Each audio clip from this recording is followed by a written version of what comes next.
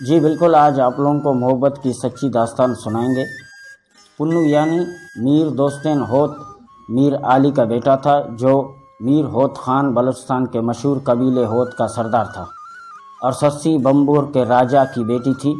اس کی پیدائش پر جوتشیوں نے راجا کو کہا کہ یہ لڑکی شاہی خاندان کے لیے بدشگونی ہے۔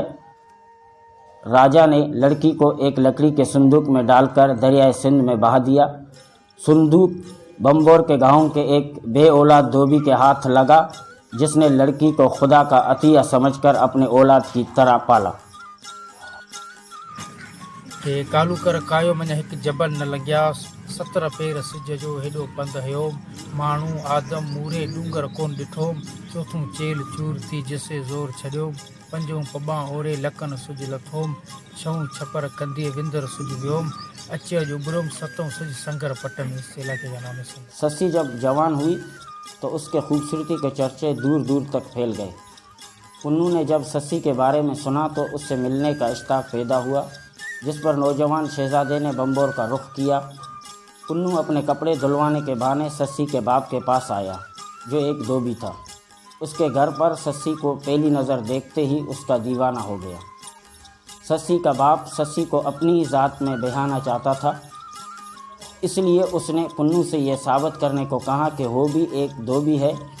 شہزادہ چونکہ دھوبی کے کام سے ناواقف تھا، اس لیے وہ صاف کپڑے دھونے میں ناکام رہا۔ اس کا حل اس نے یوں نکالا کہ ہر کپڑے کے جیب میں اس نے ایک سونے کا سکہ ڈال دیا، جس پر تمام گاؤں والوں نے اس کی دلائی کی تعریف کی، اور یوں ہی سسی کا والد اسے اس سے بہانے پر تیار ہو گیا۔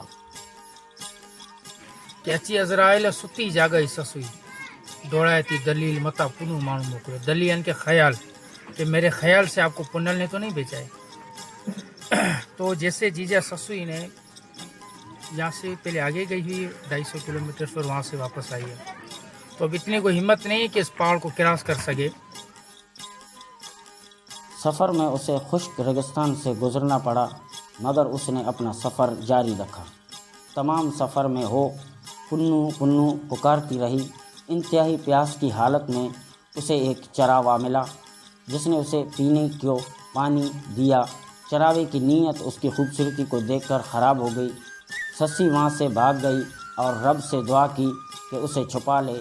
خدا نے اس کی دعا سنی، زمین شق ہوئی اور وہ اس میں سما گئی۔ سسی نے اپنے آپ کو پہاڑوں کے ایک وادی میں دفن پایا۔ اگلے روز جب پنو کو ہوش آیا تو وہ بھی سسی سسی پکارتے ہوئے بمبور کی طرف بھاگا۔ راستے میں اس کی ملاقات اسی چراوے سے ہوئی جس نے اسے سارا ماجرا سنایا۔ پنو نے بھی اپنے رب سے وہی دعا کی، اور زمین ایک بار پھر شق ہوئی، اور پنو بھی اسی میں سما گیا اور اپنے آپ کو اسی پہاڑوں کی وادی میں دفن پایا جہاں سسی دفن تھی۔ یہ افسانوی قبر آج بھی موجود ہے۔ کیمرہ ٹیم کے ساتھ نور اللہ بیزنجو، ٹی وی ٹوڈے، لس بیلا۔